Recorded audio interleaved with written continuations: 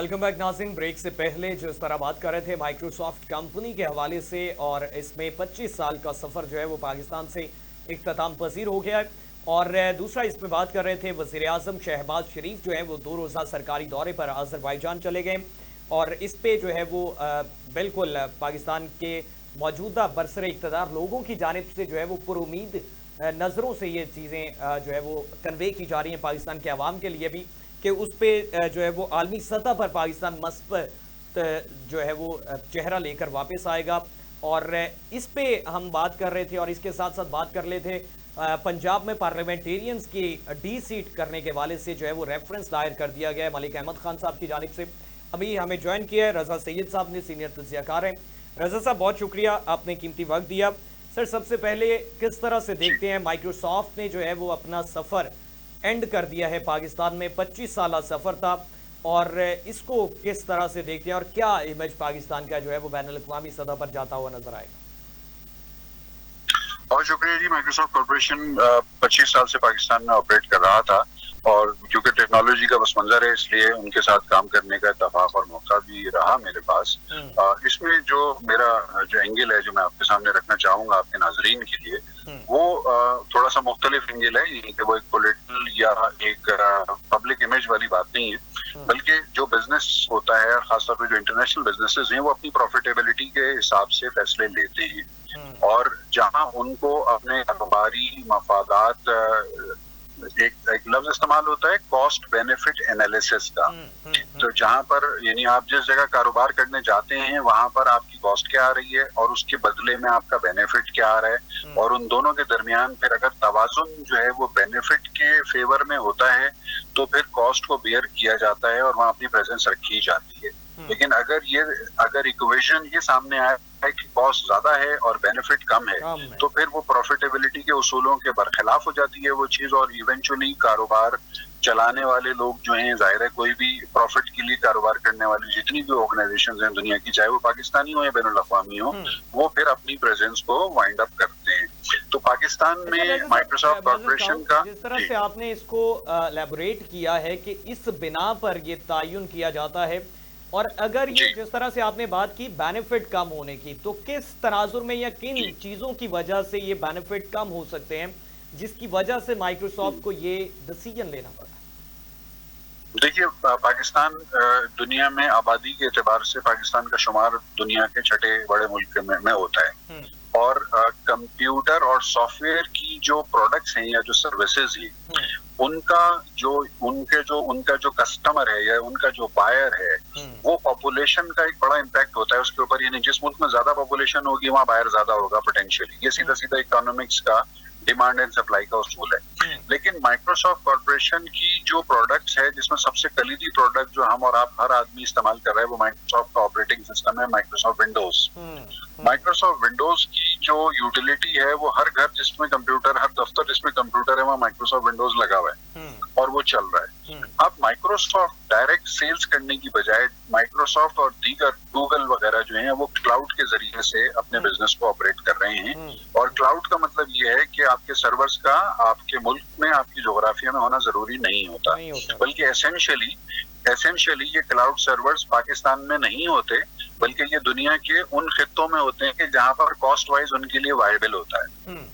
तो cloud based services की जो कॉस्टिंग है उसको, या क्लाउड बेस्ड सर्विस की जो क्लाइंटेल है उसको कैटर फॉर करने के लिए मकामी तौर पर दफातर की जरूरत आपको नहीं होती। आप ये काम ऑनलाइन करते हैं। आप माइक्रोसॉफ्ट की जो भी प्रोडक्ट खरीदने जाते हैं तो वो इंटरनेट पर आप उसकी परचेजिंग करते हैं। इंटरनेट पे आप उसको मोबाइल ऐप हो या कंप्यूटर की ऐप हो, आप उसको डाउनलोड करते हैं और उसकी पेमेंट बजरिया क्रेडिट कार्ड या डेबिट कार्ड आप ऑनलाइन करते हैं, और वो पैकेज आपका लेजिटिमेट लाइसेंस का हामिल हो जाता है। तो अब दुनिया भर में माइक्रोसॉफ्ट समेत, गूगल समेत, मेटा समेत, एप्पल समेत जितनी भी सॉफ्टवेयर सर्विसेज फराहम करने वाली कंपनीज हैं, वो दफातर को समेट रहे हैं और क्लाउड बेस्ड बिजनेस को बढ़ा रहे हैं। तो इसकी वजह से ये श्रिंकेज जो है ना, वो एक बिजनेस मॉडल की अलामत है। अगर हम अपना कंपैरिजन इंडिया से करें तो इंडिया की सिनेरियो मुख्तलिफ ये है कि एक तो इंडिया की आबादी हमसे कुछ 6-7 गुना ज्यादा है, दूसरा ये कि इंडिया की जो सॉफ्टवेयर एक्सपोर्ट है वो हमसे कोई तकरीबन 10 गुना से भी ज्यादा है, बल्कि 10 गुना से भी 10 से भी ज्यादा है। मेरे पास एग्जैक्ट फिगर्स इस वक्त नहीं है, लेकिन $100 बिलियन से ज्यादा फिगर है जो इंडिया सॉफ्टवेयर एक्सपोर्ट करता है दुनिया भर को। तो जहां से सॉफ्टवेयर एक्सपोर्ट यानी दुनिया के सबसे बड़े सॉफ्टवेयर एक्सपोर्ट करने वाले ममालिक में इंडिया का शुमार होता है। तो इंडिया जैसे मुल्क में जहां दूसरों के लिए सॉफ्टवेयर बन रहा है इतने बड़े पैमाने पर, वहां माइक्रोसॉफ्ट और गूगल और मेटा की प्रेजेंस की जस्टिफिकेशन बनती है, क्योंकि ये वो जगह है कि जहाँ से सॉफ्टवेयर डेवलप होकर दुनिया में डिप्लॉय हो रहा है। हमारे यहाँ अभी ये मार्केट बहुत छोटी है और ज्यादातर क्लाउड बेस या जिसे आप कहते हैं ऑनलाइन काम ज्यादा हो रहा है। हमारे यहाँ फ्रीलांसर्स जो है हमारे, वो बहुत तेजी से इस जगह पर इस बिजनेस में अपने मकाम बना रहे हैं। तो मैं इस फैसले को, माइक्रोसॉफ्ट के इस फैसले को खालिसतन एक कारोबारी फैसला ही समझता हूं, और इस फैसले में कहीं भी कोई मुझे पॉलिटिकल एंगल नजर नहीं आता या कोई और एंगल मुझे इसमें नजर नहीं आता। प्योरली ये एक बिजनेस डिसीजन है। आज वो चले गए आपके यहाँ से, कल अगर हालात इस तरह के बदलते हैं कि पाकिस्तान में सॉफ्टवेयर और सॉफ्टवेयर एक्सपोर्ट अगर बढ़ जाती है, तो कोई बात नहीं कि माइक्रोसॉफ्ट दोबारा वापस आ जाए। उनको जहाँ प्रॉफिट मिलेगा, जहाँ बिजनेस मिलेगा, वहां वो जाएंगे।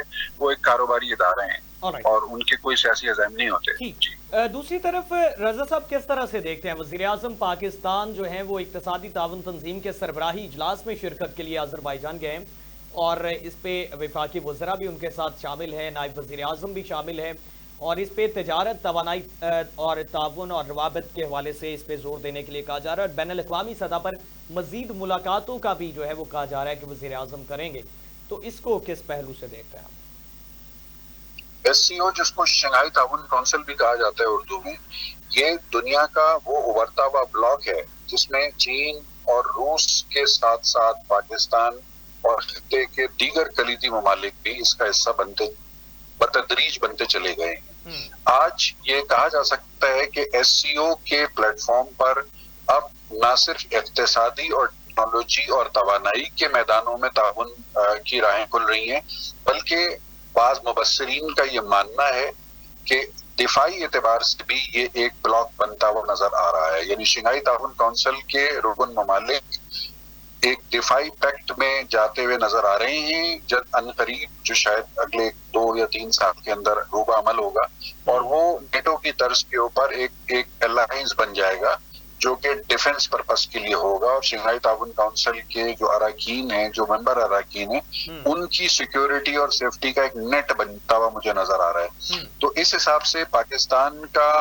SCO में भरपूर किरदार, पाकिस्तान में पिछले साल आपको अगर याद हो तो हमारे यहाँ पाकिस्तान में इस्लामाबाद में SCO समिट हो चुका है। तो SCO समिट के बाद अब SCO की एक्टिविटीज में वजीर आजम की सतह पर जो हमारी शिरकत है, ये बहुत खुशाइंद है, और ये इस बात की अलामत है और इस बात की दलील है कि पाकिस्तान शंघाई ताउन काउंसिल के साथ अपने रवाबित को हाईएस्ट फोरम के ऊपर रिप्रेजेंट करके दुनिया भर बशमूल अमेरिका और यूरोप को ये पैगाम दे रहा है कि हम बेशक आपके साथ अच्छे ताल्लुकात रखने के ख्वाह हैं, लेकिन अपने खित्ते के जो ममालिक हैं, जिसमें सर फहरिस्त चीन है और रूस है और दीगर ममालिक हैं, अपने खित्ते के ममालिक के साथ अपने ताल्लुकात को खास अहमियत देते हैं।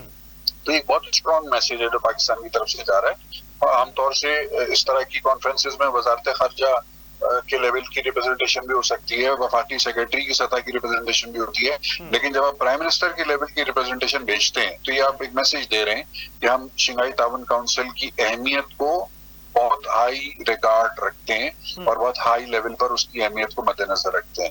ये खुशाइंद है पाकिस्तान के लिए, माशी तौर पर भी और डिफेंस पर्पस में भी। आखिर में रजा साहब आपसे जानना चाहूंगा, स्पीकर पंजाब असम्बली मलिक अहमद खान साहब ने रेफरेंस दायर कर दिया है 26 अरकान पार्लियामेंट जो उनके D सीट के हवाले से एहतजाज किया था। 15 इजलासों के लिए मुअत्तली जो है वो अनाउंस कर दी गई थी, वो इम्प्लीमेंट हो रही है। अब D सीट करने के हवाले से PMLN और स्पीकर पंजाब असम्बली वो पेश नजर आ रहे हैं, तो इसको किस तरह से देखते हैं आप?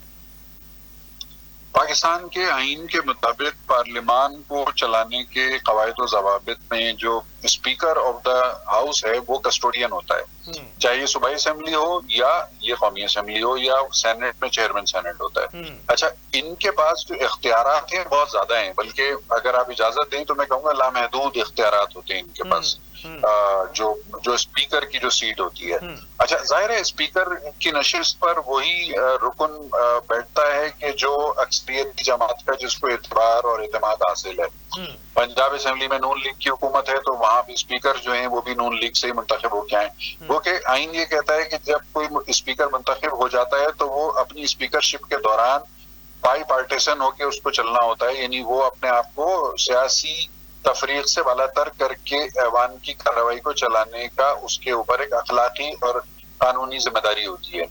ऐसे में हम बदकिस्मती से हमारे पिछले चंद सालों के दौरान बशमूल इस वाक़े के जिसकी जानिब आपने निशानदेही की है, कुछ ऐसी नाकाबिल फख्र मिसालें कायम हुई हैं कि जिसमें स्पीकर का जो मनसब है और स्पीकर का जो ऑफिस है वो पार्टी पॉलिटिक्स के लिए ज्यादा इस्तेमाल होता हुआ हमें नजर आया, और ये किसी भी तौर से जमहूरियत के लिए खुशाइन बात नहीं है। क्योंकि अगर स्पीकर जो कि गैर जानिबदारी पर मबनी एक पोस्ट होती है, अगर स्पीकर किसी एक पॉलिटिकल पार्टी यानी हुक्मरान जो भी जमात है अगर उसके फेवर में इतना आगे चला जाए कि वो अराकीन के साथ इंसाफ न कर सके या उनके प्रेरोगेटिव को प्रोटेक्ट ना कर सके, उनके इस्तेहकाक को प्रोटेक्ट ना कर सके, तो ऐसे स्पीकर्स को या ऐसे वाकयात को तारीख में कभी भी फख्र के साथ याद नहीं किया जा सकता।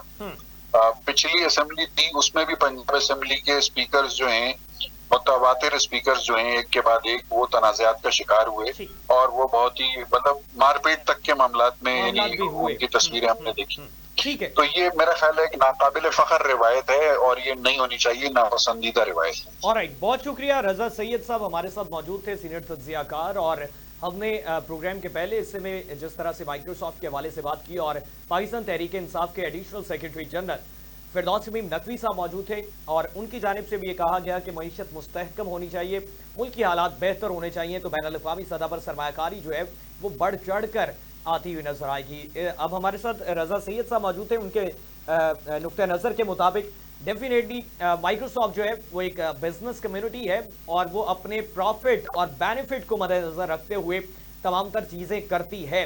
पाकिस्तान में अभी राइट नाउ उसको बेनिफिट्स उस तरह से नजर नहीं आए जिसकी बिना पर उसने यहां से जाने का फैसला किया। आफ्टर दैट अगर बेनिफिट्स नजर आएंगे तो वो दोबारा से पाकिस्तान वापस लौट सकती है। उन्होंने वज़ीर आज़म के अज़रबैजान के दौरे के हवाले से बात की। उन्होंने कहा कि ये खुशाइंद है बैनुल अक़वामी सतह पर और हमारी डिफेंस पोजीशन को प्रिटेंड करने के लिए, चूंकि शंघाई ताउन तंजीम जो है वहां पे बैनुल अक़वामी सतह पर लोग मौजूद होते हैं और एक मस्बत चेहरा जाता है एक रियासत का, एक स्टेट का। और आखिर में बात की पंजाब पार्लियामेंटेरियंस के हवाले से। उन्होंने कहा कि माजी में भी इस तरह के इक़दामात होते रहे जो गैर जमहूरी रवैया है, जो नहीं होने चाहिए, इसमें दुरुस्तगी होनी चाहिए। नाज़रीन, आज के लिए इतना ही। अपने मेज़बान हमजा भट्टी को इजाज़त दीजिए। अल्लाह निगहबान।